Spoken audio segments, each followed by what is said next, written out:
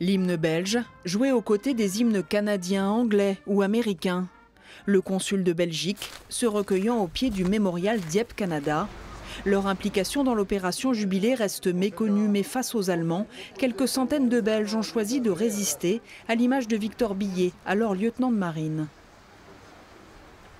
Quand en 1940, il y a eu l'invasion, il est parti en Angleterre avec sa famille, dans le but de continuer la lutte en Angleterre.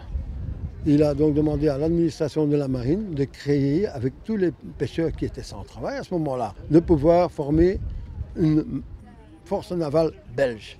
Le 19 août 1942, au sein de la section belge de la Royal Navy, Victor Billet commande l'une des barges chargées de débarquer les chars et les hommes sur la plage de Dieppe. Victime d'un tir allemand, il succombe sur le coup, sans avoir pu fouler le sol français. Les Belges sont aussi présents dans les airs. 79 aviateurs participent au raid de Dieppe. La 350e escadrille belge de la Royal Air Force abattra ou endommagera 19 avions ennemis. Malheureusement, beaucoup de gens ne savent pas que la Belgique a participé parce que les avions étaient des Spitfire, qui étaient floqués Royal Air Force, mais le matricule de l'avion était d'une escadrille belge sous commandement belge.